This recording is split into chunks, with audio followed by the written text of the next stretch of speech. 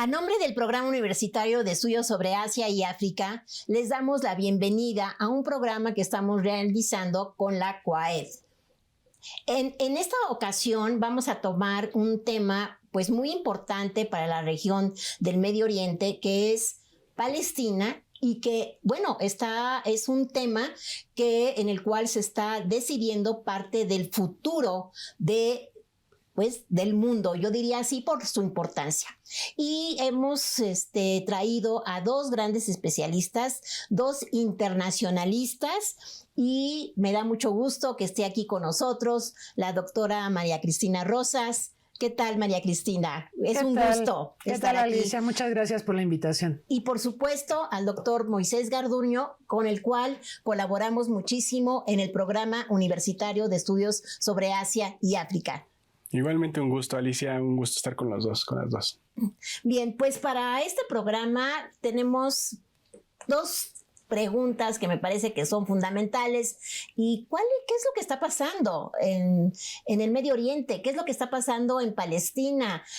¿Cuáles son los orígenes históricos, la economía, la política? Entonces, pues, a ver, Moisés, tú que coordinas el módulo de Medio Oriente en el Diplomado de Estudios sobre Asia del PUEA, porque después les voy a platicar cuál es el diplomado y los voy a invitar a que participen. A ver, dinos, ¿cuál es la importancia de Medio Oriente y sobre todo Palestina? Bueno, Medio Oriente ha sido históricamente una región importante por su ubicación estratégica. Desde la época otomana, pasando por la época británica y recientemente por el dominio hegemónico estadounidense, Medio Oriente está entre las líneas comerciales más importantes de todo el mundo que conectan India con el Mediterráneo. Ya recientemente, principios del siglo XX y muy recientemente con la parte del Golfo Pérsico, la importancia se solidificó debido a la importancia petrolera. Todo lo que es las reservas petroleras en la zona de Hormuz, las reservas de gas y particularmente en los últimos 20 años por la liquidez que esa explotación de recursos ha dejado en las principales potencias energéticas, particularmente los países árabes del Golfo, más Irán. Esto pues ha despertado un sinfín de intereses estratégicos de potencias como Rusia, incluso ahora China recientemente, y pues bueno, estos intereses han causado también enormes conflictos que lamentablemente pues han dejado muchas víctimas y también pues falta de algunos reclamos políticos, económicos y reclamos de participación social. En particular, dentro de todos estos conflictos, el conflicto de Palestina-Israelí pues es un conflicto que yo diría que es el más importante, no solo por ser el más documentado de los últimos 100 años, sino que es donde se define gran parte de la trayectoria del Medio Oriente en términos hegemónicos, ¿no? Muy bien. Cristina, ¿qué nos puedes decir? Bueno, además de lo que comenta Moisés, de la importancia geopolítica de la región donde confluyen, hablando de la época actual, los intereses de grandes potencias, algunas en declive. Yo percibo que es muy importante hablar del declive de Estados Unidos y de cómo se ha ido exacerbando también la presencia de otros poderes, China visiblemente, Rusia, que está tratando de regresar también a la región y tener fuerte ascendencia. Me parece muy importante señalar las rivalidades regionales que existen en esta parte del mundo. Por ejemplo, el rol de Irán, un Irán que se ha ido fortaleciendo y que ha tratado de aprovechar una serie de situaciones donde Estados Unidos ha tenido intervenciones no del todo afortunadas, las guerras en Irak, ¿sí? El hecho de que Irak era un contrapeso a la presencia iraní. Irak ha quedado devastado y esto ha abierto la puerta para que Irán exacerbe su influencia y pretenda ser un líder regional, cosa con la que no está de acuerdo Estados Unidos, cosa con la que no está de acuerdo Israel, ¿no? Y por supuesto otros países como Arabia y otros más del Golfo. Entonces vemos la confluencia de muchos intereses, grandes potencias regionales, y también lo que observo pensando en Donald Trump, que es inevitable que hablemos de él. Desde su primera administración, él propició ciertos arreglos, como por ejemplo los acuerdos de Abraham, que favorecen notablemente a Israel. logró que varios países árabes reconocieran al Estado de Israel, pero marginó el tema palestino. Y creo que gran parte de la crisis que estamos observando ahora tiene que ver con la negación incluso de la existencia de los palestinos, lo cual es terrible porque yo estoy de acuerdo en que existe el Estado de Israel, pero también los palestinos tienen derecho a existir y tienen derecho a fundar un Estado. Sí, es muy interesante lo de los acuerdos de Abraham, porque incluso en la primera gestión del presidente Trump mandó a su yerno a hablar con todos los países árabes para que reconocieran a Israel como un Estado. Pero lo más interesante es que él acuerda con Marruecos reconocer que los territorios de la República Democrática Saharaui simplemente se borren y pasen a ser a Marruecos. Y esto nos crea un problema en el caso de México, porque México tiene relaciones con la República Árabe Saharaui Democrática. La tesis de licenciatura de Moisés fue sobre ese tema. Sí, son temas muy espinosos, pero tienen un común denominador, que es pues estar negociando el reconocimiento de países que siguen o persiguen un modelo. Si uno ve Tel Aviv, si uno ve Marruecos, si uno ve Dubái, es el modelo que está impulsando a Estados Unidos en la región. Un modelo económico, capitalista, con cierto modelo de reproducción de la riqueza, frente a un modelo alternativo impulsado por países como Irán, como bien dijo la doctora Rosas, y donde Palestina, cerca de algunos intereses de China, las intenciones de regresar de Rusia, y un país muy interesante que está en esta disputa, que es Turquía, pues están disputando también ese modelo, ¿no? Y aquí, lamentablemente, los pueblos que más, digamos, sufren esta disputa regional e internacional son el pueblo palestino y el pueblo saharaui.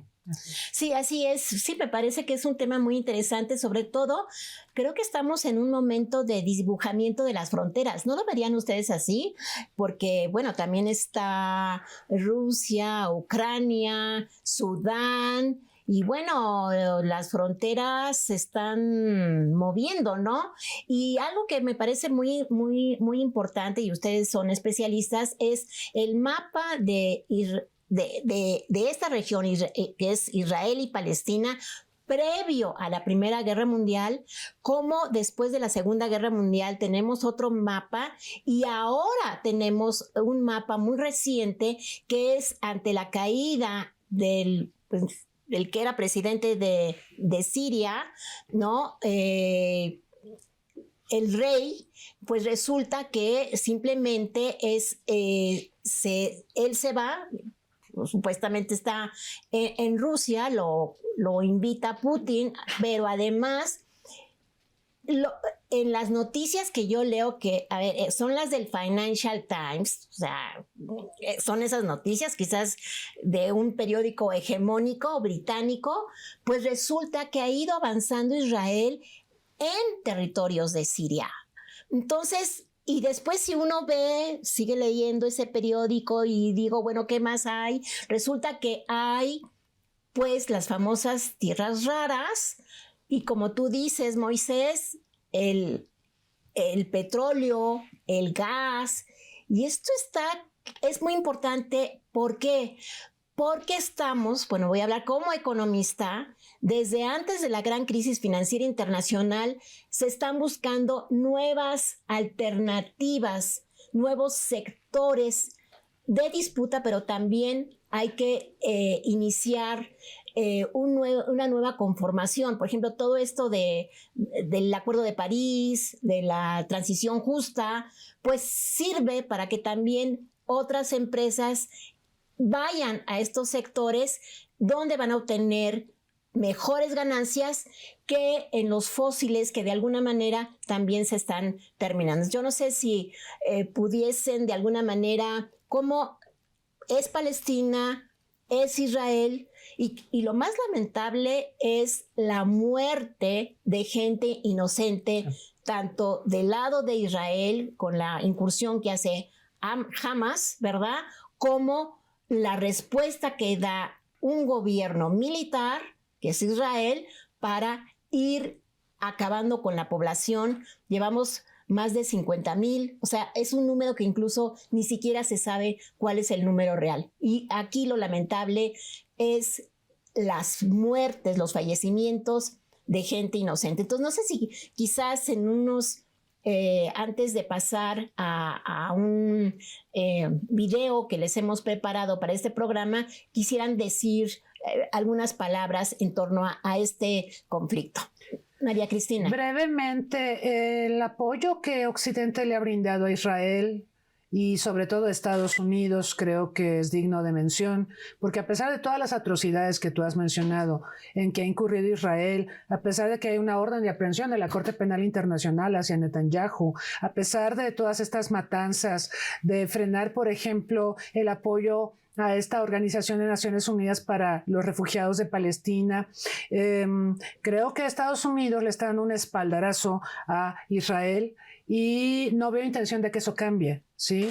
Yo creo que vamos a ver la continuación de los acuerdos de Abraham, ¿sí? Así es. Vamos a ver eso y vamos a ver un rechazo a la idea, siquiera a la idea de crear un Estado palestino. Y esa es una de las razones, digo, no es el tema que nos convoca, pero es una de las razones por la que Estados Unidos ha tenido problemas con la UNESCO, porque la UNESCO ha recibido a Palestina como Estado miembro de pleno derecho y por eso se retiró de la UNESCO en su primer mandato. Regresó Biden a la UNESCO, pero ahora otra vez hay la amenaza de que se va por la misma razón, porque considera que Palestina no debe tener el reconocimiento internacional y porque no es justo para Israel.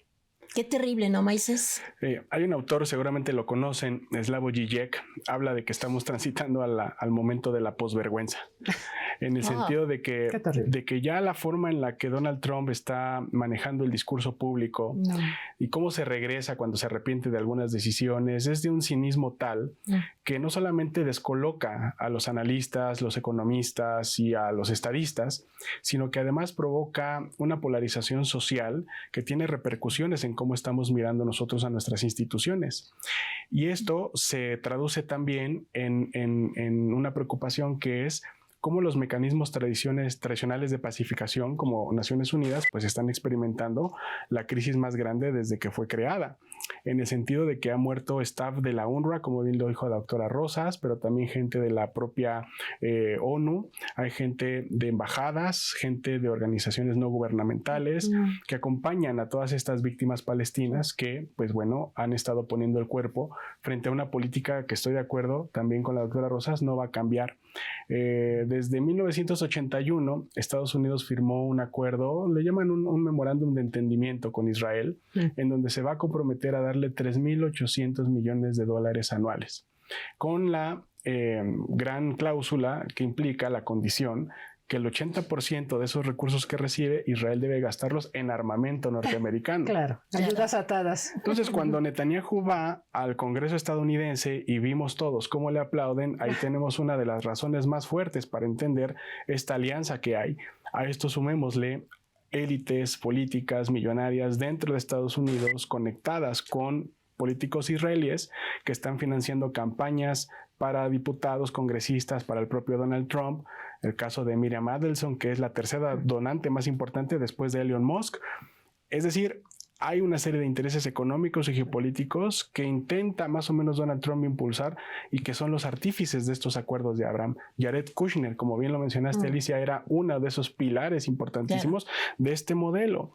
¿Y cuál es el lado oscuro de todo esto? Bueno, Dubái, y como les decía, Doha, Tel Aviv, frente al lado oscuro de cómo está Yemen, cómo está Siria, cómo está Gaza. Sí, sí. Y un comentario final, la reconstrucción de Gaza esperando también convertirse en un negocio. Gaza es un queso gruyere, hay túneles por todos lados.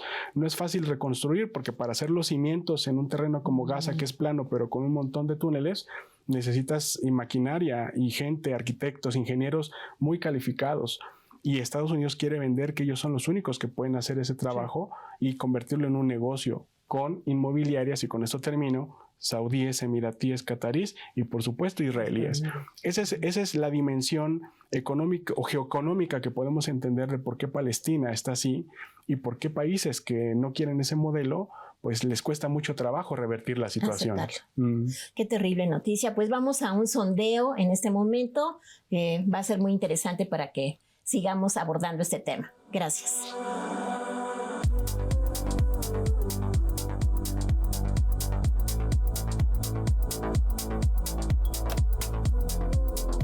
Hola, estamos en el espacio del estudiante. Estamos con... Mar de Marte. ¿Qué carrera estudias? Soy música y voy para filosofía, para letras. Muy bien. ¿Qué opinas sobre el conflicto de Gaza actualmente? Yo opino que lo que está pasando en Palestina no es una guerra, es un genocidio, y el no actuar es ser parte del problema, y el ser indiferente también es una posición. Pues que el boicot es lo principal para que esto pueda funcionar, porque las personas encargadas de cometer estos crímenes tan atroces han cooptado todo lo que pueden de todas las maneras que pueden. Entonces lo único que nos puede quedar es no contribuirlos con nuestro dinero. ¿Cuál es tu nombre? Iván Campos. ¿De qué carrera eres? Estoy en la Escuela Nacional de Ciencias de la Tierra, estudiando la licenciatura en Ciencias de la Tierra con orientación a Ciencias Ambientales. Te vamos a hacer una pregunta. ¿Qué opinas sobre el conflicto de Gaza? Bueno, mi opinión es muy pues aberrante lo que está sucediendo, más que nada porque se está creando un conflicto socioambiental muy intenso, donde la justicia ambiental está pues siendo omitida, todos los derechos humanos también están reprimidos para la comunidad de Gaza.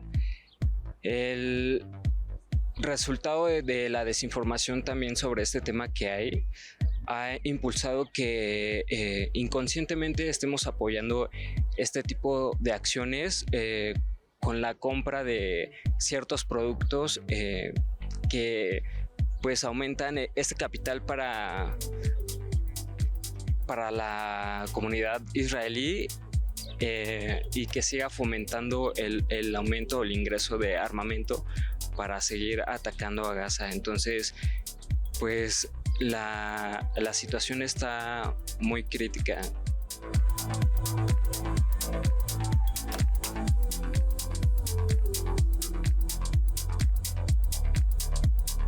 Bien, pues, a ver, Moisés, ¿cuáles son las dinámicas locales en Palestina? ¿Qué nos puedes decir en relación a eso? ¿Cómo se está moviendo la sociedad? Platícanos. Conectado con el advenimiento de Donald Trump y el declive de Estados Unidos, en Israel pues se ha visto el advenimiento de un partido de ultraderecha. Son estos remanentes de grupos que en algún momento se opusieron a cualquier acuerdo de paz y que incluso estuvieron inmersos en el asesinato de líderes israelíes cuando firmaron los acuerdos de Oslo en 1993.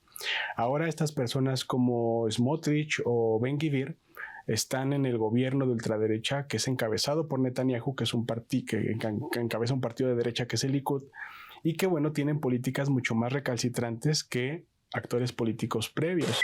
Esto hace, por ejemplo, ver cómo los asentamientos dentro de Palestina han crecido en los últimos años, al grado de tener cerca de 800,000 personas, de acuerdo con algunas ONGs israelíes, que son las que documentan las violaciones de derechos humanos. También tenemos, por ejemplo, el corte de electricidad, de agua y evidentemente en el corte de Gaza, de alimentos, ¿no? Y de ayuda humanitaria. Y dentro de Palestina, pues tenemos que los grupos que contestan este gobierno de derecha, pues son grupos islamistas, que para mucha gente pueden ser considerados pues radicales o incluso terroristas, pero que para una buena parte de la población son los únicos que han tomado las armas para tratar de revertir a través de la vía armada esta situación. Es el caso de Hamas, es el caso de Yihad Islámica y el caso de la Cámara de Resistencia Islámica, que son los que están librando en el terreno la lucha contra las fuerzas israelíes. Este mapa de actores desdibuja también la legitimidad de, por ejemplo, la Autoridad Nacional Palestina, que a pesar de que ha sido el actor más público, el más protagonista, Yasser Arafat fue una de las figuras importantes de esta agrupación desde que era la OLP, pues ha caído en colaboraciones con Israel, ha caído en la legitimidad de Mahmoud Abbas Y todo esto pues también nos hace enfrentar una realidad que es triste, pero no deja de ser real, que hace falta un liderazgo palestino también que pueda conglomerar todas estas pues violaciones de derechos humanos y conducir a un proyecto de Estado. La mayoría de los líderes palestinos están encarcelados. También por eso Hamás pidió, a través del relato público dominante, intercambiar prisioneros que ellos tomaron, rehenes, por presos políticos que ellos consideran están en las cárceles israelíes, y ahí es donde están verdaderamente los liderazgos. Y resulta que gente de la Autoridad Nacional Palestina como Mahmoud Abbas no está interesado en que salgan esas personas de la cárcel, porque eso implicaría el fin de su carrera política. Básicamente ese es el mapa de actores. Pero ¿tú cómo lo ves, Cristina? ¿Cuál sería el mapa de actores a nivel internacional? Es que además de lo que menciona Moisés, que es muy interesante, se habla mucho ahora de una sucesión de Mahmoud Abbas, precisamente porque está tan desgastado y no proyecta liderazgo ni escenarios, terrible, ¿no? Terrible. Aparte de eso, bueno, ya habíamos hablado de Estados Unidos, de cómo ha buscado favorecer a Israel, de cómo, por ejemplo, en su primer gobierno Donald Trump movió la embajada de Tel Aviv a Jerusalén, que Guatemala no debe ser. También, ¿no? Bueno, Javier Milei de Argentina también lo hizo, y hay otros países que buscan empatizar con Trump y que están siguiendo esa línea, lamentablemente. Pero aparte, se ha hablado mucho de que el resultado de los acuerdos de Abraham y de desconocer a los palestinos es uno de los elementos que tenemos que ponderar para explicar lo que pasó el 7 de octubre de 2023, ¿no? Y esto también un poco aprovechado, me parece, por Irán, que sabemos seguramente apoyó a Hamás en entrenarlos, en armarlos, en apoyarlos para dar este golpe contra Israel. Y entonces ahí podemos ver como dicen que a toda acción corresponde una reacción, la acción de Estados Unidos, ¿sí?, de buscar que muchos países árabes reconozcan al Estado de Israel y se desconozca la existencia de los palestinos, lo único que ha hecho es empeorar la situación. De hecho, yo me atrevería a afirmar que la crisis que vemos actualmente es un resultado de los acuerdos de Abraham, ¿sí?, y de cómo le abrió las puertas, obviamente, a toda esta violencia, porque no hay forma de hacer una negociación política en las condiciones actuales. Sí, fíjate que hace el año pasado vino un profesor de la Universidad Americana del Cairo y bueno, se le hizo la pregunta de cómo es que Egipto pues no apoyaba a los palestinos, y entonces la respuesta es de que bueno, ellos están esperando que Israel gane esta guerra, pero además es muy interesante cómo los países árabes están neutros totalmente, y aparentemente, muy fragmentados. Sí. Y ante una masacre que la tienen en la frontera, ¿no? Me parece que no hay nada, o sea, no tienen una alternativa, no están unidos. Y sí, efectivamente, mi impresión, esto que tú dices, que esto es reflejo de los acuerdos de Abraham, de que los tienen totalmente cooptados y prefieren estar subsumidos a la política principalmente de Trump, ¿no? Porque no se ve que esto no prospera. Pero algo que me parece muy importante y que se dijo es cómo, fíjate, y lo voy a volver a unir a la gran crisis financiera internacional, la ganancia de las empresas bélicas, o sea, los armamentos en este momento están teniendo grandes ganancias, precisamente como es una parte de otro sector que puede producir ganancias a los inversionistas institucionales, como el modelo era el modelo europeo, y sin embargo, ahora el modelo europeo está reduciendo su gasto social para ubicarlo principalmente en lo militar, en la defensa, donde seguramente estas empresas, no solamente norteamericanas, aunque por supuesto está el acuerdo que tú dices, Moisés, de que hay un acuerdo con Israel, de que les damos el dinero, pero nos compran a nosotros las mercancías. Entonces, así es como también las empresas europeas también están metiendo sus armamentos, ¿no? Incluso en algún momento Alemania iba a mandar unos tanques especiales que tiene que no sé si los va por tierra o si los llegó a mandar para la destrucción. O sea, hay una concepción de destrucción y no de creación humana, ¿no? Entonces, pues esto es realmente...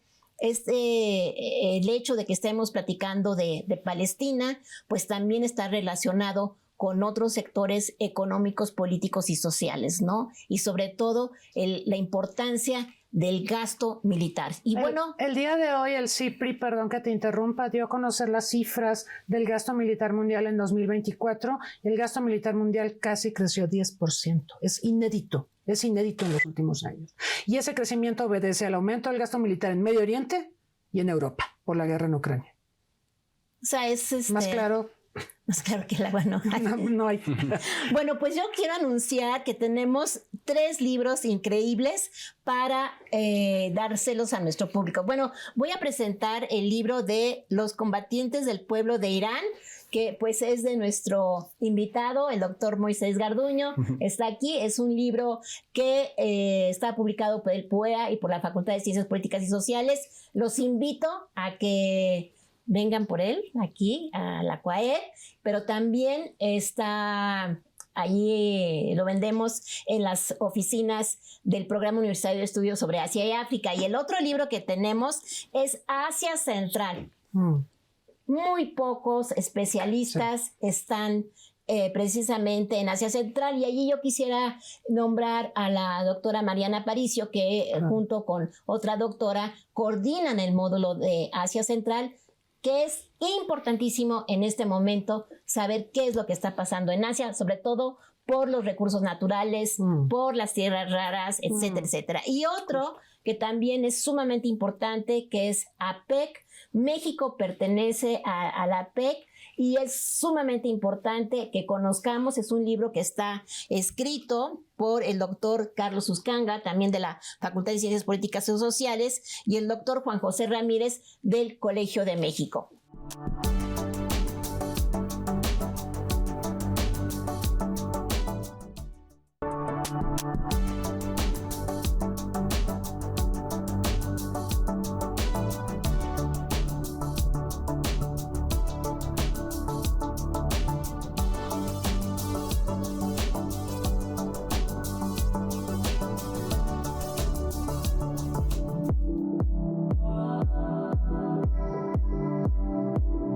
La cuestión palestina es el conflicto moderno más documentado del mundo y uno de los más complejos por resolver.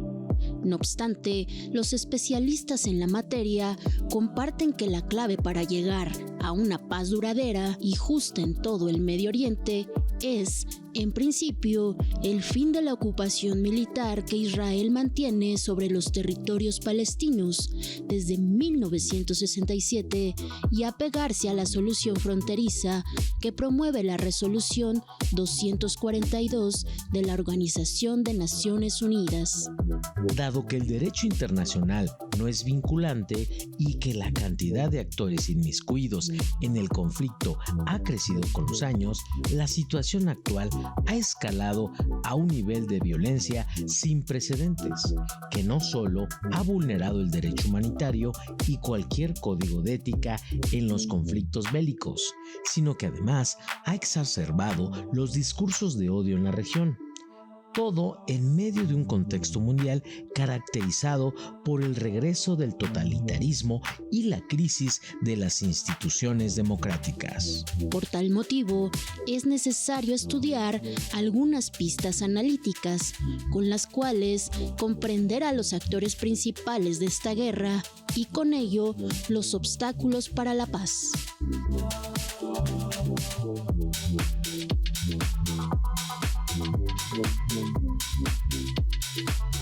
Muy bien, pues vamos con 2 preguntas que me parecen muy importantes. ¿Cuál es lo internacional? ¿Qué papel se está jugando a nivel internacional, Cristina? O sea, ¿cuáles son esas cosas especiales que hay? ¿Qué hay detrás de todo esto? Bueno, primero a mí me parece y es fundamental el declive relativo de Estados Unidos en la región. Porque eso le abre la puerta a otros poderes ascendentes, llámese China, llámese Rusia, que está regresando por sus fueros en la región, para ocupar espacios y para influir en el desarrollo de los acontecimientos, ¿no? También, bueno, aunque Estados Unidos esté declinando, sigue siendo un actor muy importante, muy influyente, y el apoyo que le brinde a Israel seguirá siendo determinante.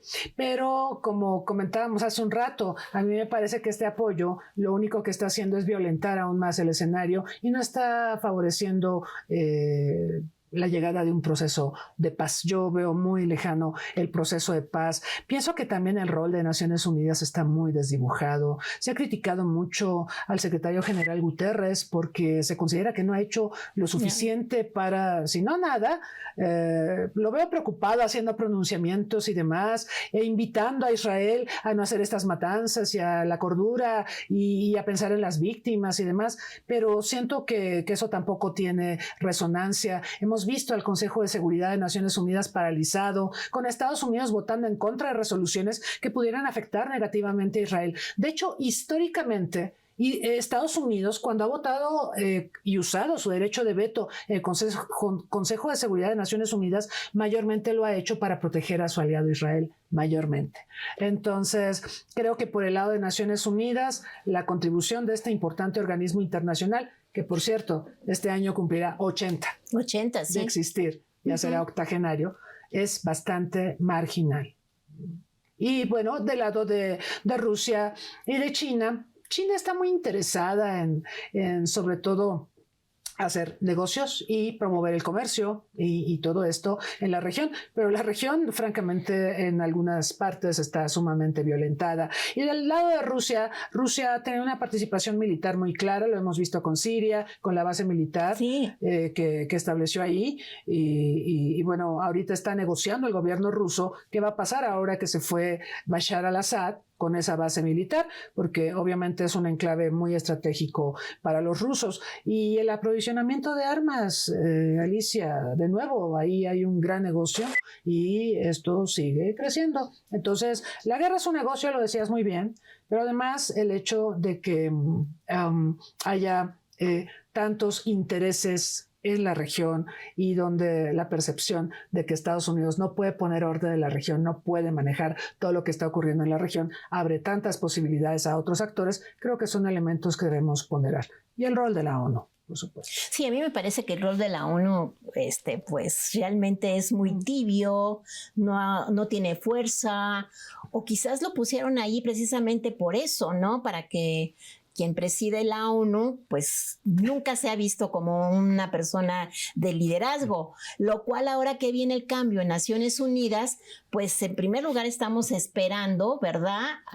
Bueno, en primer lugar que sea una mujer, ¿no, Cristina? Yo creo que ya fue bastante. 80 años ya está un poquito anciano, es parte del INCEN, ¿no? ¿No? Y entonces, bueno, yo creo que esperemos, parece que hay 3 mujeres muy importantes, que es Michelle Bachelet, que fue presidente, incluso estuvo para mujeres, en ONU Mujeres, y bueno, Rebecca Crispan, amiga nuestra, ¿verdad?, que ha estado manejando incluso los acuerdos entre Ucrania y Rusia. Y en una conferencia que dio en la CEPAL, le preguntó el secretario de CEPAL, porque fue la cátedra Prevish, dijo, es el mismo acuerdo, nada más cambiamos Rusia y Rusia, es el mismo acuerdo. Entonces, pero creo que está un poquito mala, pero bueno, vamos a ver qué pasa ahora. Pero entonces, por lo que ha dicho Cristina, ¿tú cómo ves este rol de las potencias?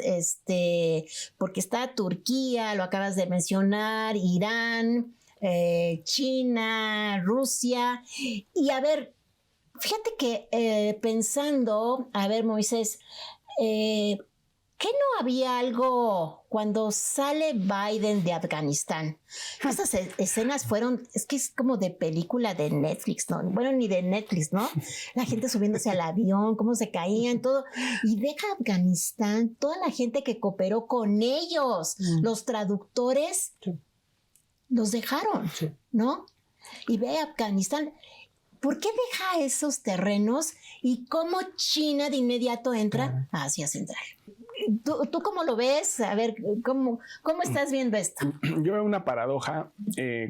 Estados Unidos ha invertido mucho dinero en el ámbito militarista. Ha hecho ricas a muchas personas, como bien se comentó, pero la mayor parte de las personas que se han hecho ricas gracias a esta economía militar o de guerra han sido de las personas millonarias que ya eran ricas en Estados Unidos. Y hay un desfase. De hecho, por eso Trump llega al poder, porque hay un desfase entre la clase rica millonaria, la clase media, que se queda como anclada más o menos, y la clase menos favorecida que se vuelve más pobre. Entonces también hay una demanda por hacer que Estados Unidos tenga una política menos militarista. Sin embargo, los compromisos ya están hechos. Entonces esa es la paradoja. ¿Cómo aterriza, pienso yo, en Medio Oriente? Si se dan cuenta, lo que Estados Unidos ha estado haciendo, además de apoyar a Israel, es tratar de jalar a los países árabes del Golfo y cambiarles un poco la dinámica internacional y convertirlos de países meramente exportadores de petróleo, resultado de una serie de guerras, guerra del Golfo I, la invasión a Kuwait, etcétera, a mediadores internacionales. Vamos a dar evidencias para el argumento. Por ejemplo, Qatar es el mediador entre Hamas e Israel. Omán es el mediador entre Estados Unidos e Irán.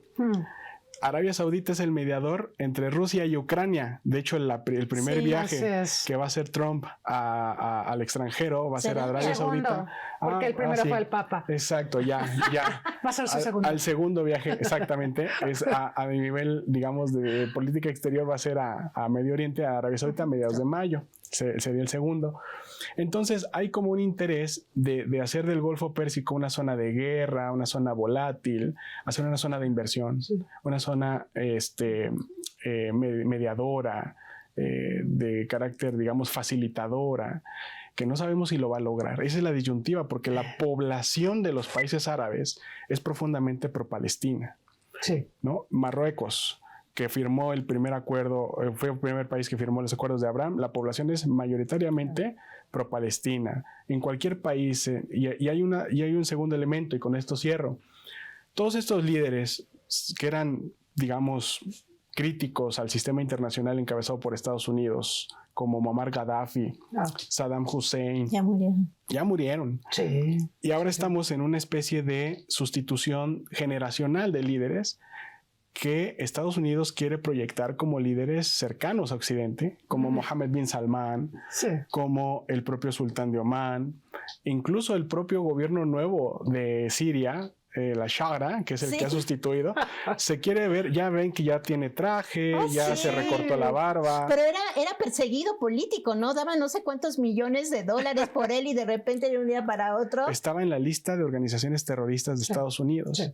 Entonces es este viraje como de tratar de convertir cierta parte de la región, como lo que decía Trump en su discurso, los bendecidos, frente a los malditos, que son Irán, Corea del Norte, Hamas, ¿no? Bashar, Yemen. Los hutíes que están atacados ahora por Estados Unidos, y crear esa división regional para tratar de resolver esta paradoja. ¿Lo lograrán? No sabemos. Y Líbano, Y por supuesto que el Líbano está en la parte, digamos, en medio entre jalarlo para volver a ser influencia francesa, pero realmente yo siento que Europa ahorita está tan devastada, tan dividida, que siento que ha perdido espacio en el Mediterráneo y que lo ha ganado Turquía.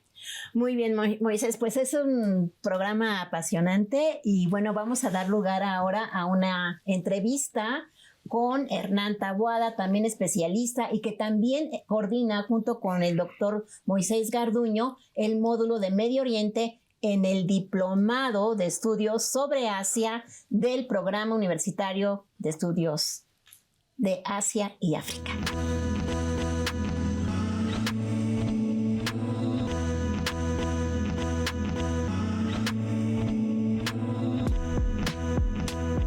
Una paz sostenida. Esta pregunta nos la hicimos muchas veces, en muchas ocasiones, referida tanto a Gaza como al conflicto palestino en general, es decir, de las tres partes, por lo menos, que constituyen, ¿no?, la entidad palestina, o si no en relación con toda la región del Medio Oriente, ¿no? Recordemos que Palestina o Gaza son parte de una región histórica más grande, ¿no?, la Gran Siria, ¿no? Algunos reconocen así, Siria, Líbano, Jordania, el Estado israelí, parte de Irak, constituían una región histórica. Solamente en época moderna fueron divididas en los estados que hoy conocemos. Precisamente ahí, estamos hablando de fines de la Primera Guerra Mundial, es que empieza este conflicto, ¿no? Es decir, que son más de 100 años que tenemos este conflicto. Dejemos de parte las otras dimensiones en otros países, Siria, Irak, ¿no? Líbano, cada país tiene su propia problemática. Hemos visto que a través de los años, ¿no? Incluso hemos vivido, se ha tratado de resolver, ¿no? esta oposición o esta diferencia, ¿no? con el Estado de Israel, entidad sionista, como la queramos llamar, a través de guerras. Hubo varias guerras, por lo menos 5 guerras grandes, con distintos actores, con distinto éxito, en general desfavorable a los palestinos. Estas guerras no llevaron, sin embargo, a ninguna solución permanente. Siempre a décadas incluso de arreglos, de intentos de revertir la situación. Después hemos tenido también los distintos intentos de lograr acuerdos, de lograr algunos tratados. Siempre suscitaron mucha expectativa. En la época de Arafat, ¿no? Cuando había un comando más unificado de toda Palestina, había esta mezcla de resistencia, búsqueda de apoyos internacionales, que concitó este esfuerzo que se hizo, ¿no? Primero fue los acuerdos de Camp David, varios acuerdos paralelos, alguna pacificación de la frontera sur, la frontera con Egipto, el país más grande, más protagonista en esa época. Y pareció que sí, que se había llegado a determinados acuerdos. No fue así, ¿no? Pasó un tiempo, se vio siempre las dos partes, tanto palestinos como el Estado de Israel, se acusaron de que en realidad siempre las dos son como espejos, ¿no? De que ellos siempre están sacando ventaja y no están cediendo nada. Al final hubo otras iniciativas, ¿no? Los acuerdos de Oslo, acuerdos de Madrid, la hoja de ruta. Cada vez yo veo que suscitan menos expectativas, ¿no? Al final ya hemos aprendido que estos acuerdos apoyados por las potencias en realidad no resuelven, no llegan a esto que usted me preguntaba, ¿no? Si nos llegan a esta paz definitiva, esta paz duradera en la región, tanto en Gaza como en Palestina, como en todos los estados alrededor. Si vemos la situación regional en las últimas 2 décadas, ha empeorado. El caos se ha adueñado, ¿no? de los países de la Gran Siria, primero Irak, Siria, vemos el Líbano, Jordania, podemos decir, ¿no? que se mantiene cierta fachada, pero un país menor. Y al mismo tiempo vemos que los estados árabes por esta causa, por estos problemas internos o por otros, han ido abandonando la causa palestina, ¿no? Por lo menos de hecho, ¿no? Retóricamente la siguen sosteniendo, ¿no? Cada uno tiene su problema interno de distinto tipo. Los palestinos han sido abandonados, han sido dejados solos. Al mismo tiempo hemos visto cómo se ha fraccionado, se ha fracturado la dirigencia, que era, podemos decir, unitaria. Había distintos grupos, ¿no? que estaban congregados, ¿no? en torno a la OLP, en torno a Yasser Arafat. Hubo siempre problemas, hubo siempre divisiones, pero eran menores, ¿no? Ahora, desde hace, ya podemos hablar del 2004, ¿no? esta división, incluso de hecho, incluso geográfica, ¿no? entre la margen occidental, Palestina, la mayor parte de Palestina, y Gaza. Gaza como que ha quedado como un país aparte, ¿no? geográfica, políticamente, demográficamente, ¿no? Incluso vemos el problema ahora desde Gaza, ¿no? Hay problemas también, ¿no? en otras regiones, que recordemos es la región más poblada, más rica, con más instituciones, que apoya en lo que puede, ¿no? la lucha gazatí. Sin embargo, los gazatí han sido dejados solos. Incluso se ve, hoy se ve en los diarios que se ha repetido este plan de expulsar a la población, ¿no? Estamos hablando de una población de más de 2 millones de habitantes, ¿no? Es como una tercera parte de la población palestina, más o menos así en términos generales, ¿no? de toda la población Gazatíes. Esto se había dicho desde el principio, ¿no? Incluso se dijo, es parte del plan sionista, de recuperar, ¿no? De llegar de este viejo plan, ¿no? Del Nilo al Éufrates. Esto va a ser muy difícil de lograr, porque si hablamos de la derrota palestina, de la derrota árabe hasta ahora, no podemos hablar de la victoria de Israel. Esto es cosa distinta, ¿no? Israel, cada una de sus victorias, militares o tácticas o diplomáticas, ¿no? Le ha significado una nueva serie de problemas, ¿no? Problemas internos, hoy es irreconocible, el viejo Estado sionista, el viejo Estado fundado, ¿no? En 1948 tenemos una construcción que política y culturalmente es distinta, incluso poblacionalmente, demográficamente, ¿no? Ahí sí muchos hablan de un Estado paria. No podemos pensar que sea que hay una victoria, ¿no? El problema va a seguir ahí. En el muy hipotético caso que sean expulsados los gazatíes, va a ser muy difícil, porque ¿dónde los van a expulsar? ¿No? Son 2 millones, Egipto no los quiere, Jordania no los quiere, significan problemas. Entonces la única solución va a ser un acuerdo general regional, ¿no? En que participen los otros estados árabes, incluso los que se han venido acercando a Israel, principalmente Arabia Saudita, ¿no? El más fuerte, el más vigoroso, el más cercano, ¿no? Porque Marruecos también lo ha hecho, pero Marruecos está bastante lejos.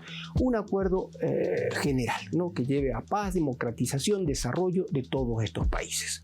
Es decir, algo a contramano de la política de las potencias hasta ahora.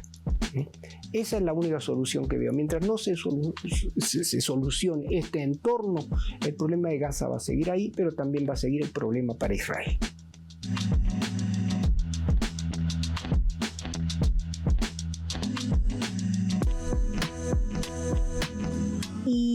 Y también me gustaría preguntarte, Moisés, cuando tú dices que el terreno de Palestina es tuneleado, que está lleno de túneles, ¿nos puedes explicar eso? ¿Cómo está mal el terreno? ¿Naturalmente está mal? ¿O hay muchos túneles abajo? No, el territorio de la Franja de Gaza es un territorio plano. Aproximadamente tenemos unos 300 kilómetros cuadrados cerca de la frontera con Egipto, que es profundamente plano. Y las primeras poblaciones de palestinos que fueron a vivir ahí después de la famosa Nakba del 48, hijos y nietos que ahora viven en esa franja, se han encargado de hacer pues los distritos más poblados, incluso hay muchos campos de refugiados ahí, pero desde 1967 y con más énfasis después de la primera intifada, la forma más eficaz para, digamos, tratar de contrarrestar a las fuerzas de ocupación fue la construcción de túneles. Entonces, son excavaciones que los militantes hacen para contrarrestar las fuerzas militares israelíes y traficar comida, automóviles. Y no crean que son túneles pequeños, sino son infraestructuras muy profundas donde tienen arsenales también. Y esto es un obstáculo también para la reconstrucción, en el sentido de que, como lo decía anteriormente, cualquier empresa que intente hacer un proyecto tiene que ser una empresa muy calificada y no va a ser fácil. Naciones Unidas ha mencionado que se tardarán 25 años en empezar la reconstrucción. Muy bien. Y esto es un gran obstáculo para la paz. Cristina, la paz. La paz se ve lejana porque yo pienso que Donald Trump le va a apostar a seguir apoyando a Israel y seguir excluyendo a los palestinos y quiere llevar este proyecto de Gaza y su desarrollo inmobiliario y todo esto hasta las últimas consecuencias.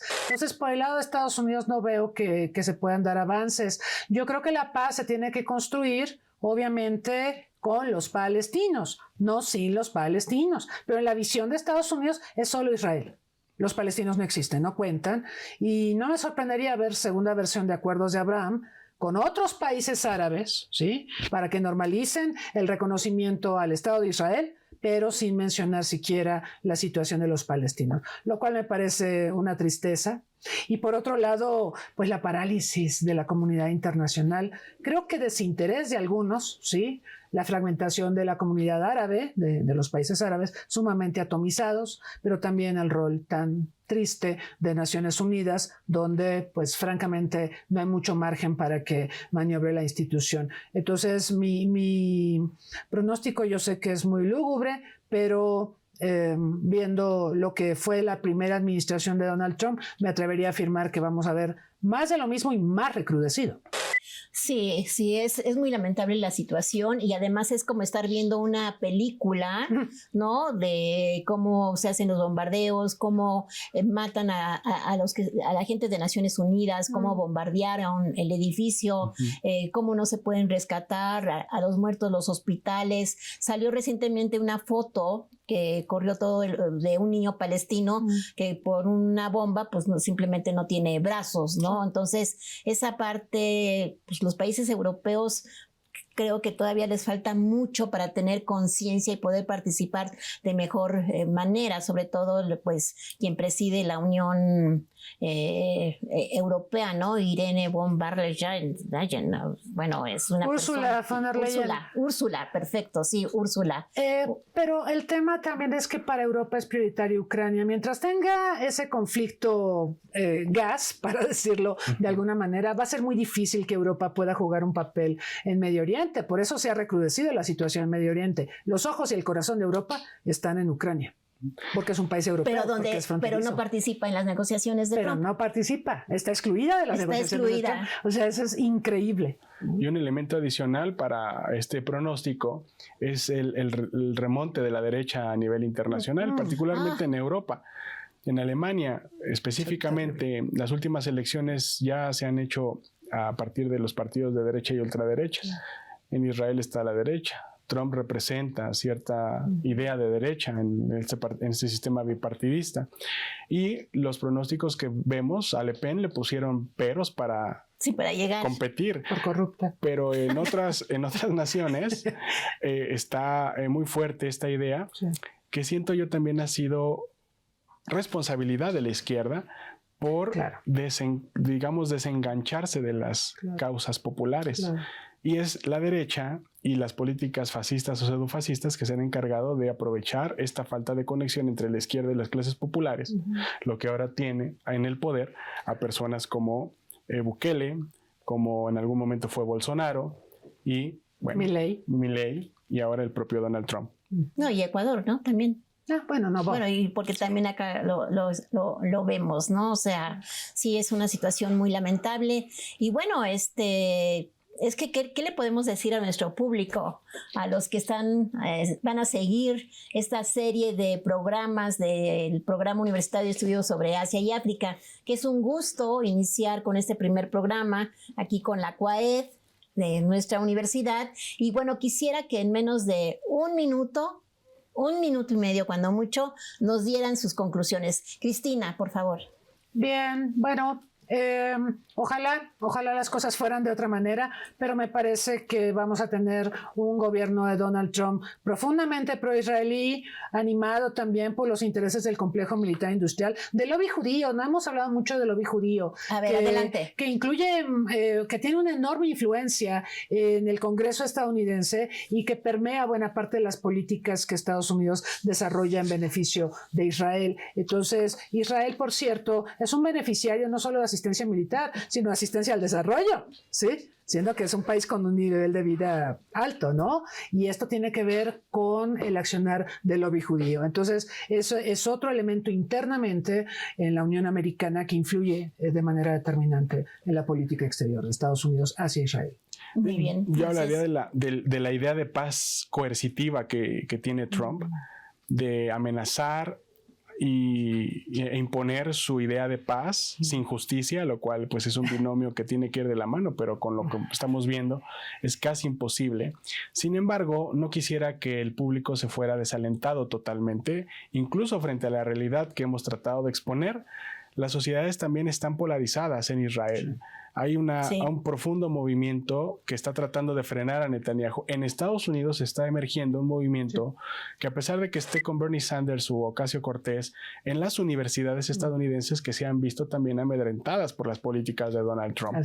Es decir, estamos en un momento de definición, no plenamente dicho, sino de ver hacia dónde puede la sociedad civil despertar, porque como dice la doctora Rosas, a toda acción implica una reacción. Estaremos esperando que toda población que es maniatada, que es quebrantada y que es violentada, tiende a reaccionar de ciertas formas. Y en el caso actual que estamos viendo en Estados Unidos, en Israel, las poblaciones árabes, hay una crítica cada vez más fuerte al lobby pro-israelí en Estados Unidos, hay movilizaciones a favor de Palestina en varias universidades. Harvard, por ejemplo, fue una universidad que está totalmente en contra de Donald Trump, a pesar de que le van a restar fondos. Es decir, estamos en un momento, como le llaman, open-ended conflict, que es como ver qué pasa sin dejar de mapear a los actores involucrados. Claro. Sí, y sabes algo que me gustaría, con lo que no lo tomamos, es los judíos que están en manos de Hamas y que los familiares están pidiendo que regresen a sus casas, y esto también es una situación muy triste. Creo que la humanidad, pues no solamente son los palestinos, ¿verdad? Que son más de 50,000 muertes, niños y mujeres.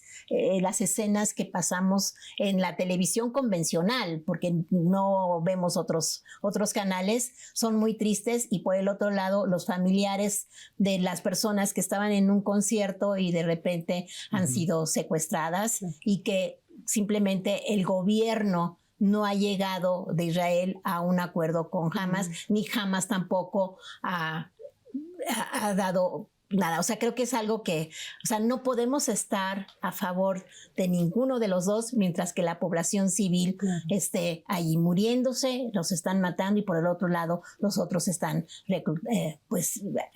reclutados, ¿no? O sea, no me imagino cómo estas personas, cuando sean regresados a sus familiares, qué van a pensar, cómo se sienten, y todos aquellos niños y niñas que perdieron a sus padres en este conflicto, y a sus familiares, abuelas, abuelos. Bueno, pues muchísimas gracias, ha sido un programa muy interesante. Yo espero que nuestros alumnos, ¿verdad? El público en general vea este programa, y por supuesto que los invito a que se acerquen a nuestras redes, que están allí en un cintillo, para que se acerquen a seguirnos por Facebook, por Instagram, por YouTube, y los invitamos al diplomado en estudios sobre Asia, pero también al diplomado en estudios sobre África, que inicia su 8ª temporada en próximas semanas. Pero además, algo que también es muy importante para todos aquellos que no se han recibido, es opción de titulación, el diplomado en Asia y el diplomado en África. Y por supuesto tenemos el diplomado de literatura escrita por mujeres en Asia y África. Pues bienvenidos a este programa, y los invitamos a los siguientes programas organizados por la CUAED y el Programa Universitario de Estudios sobre Asia y África. Es un gusto.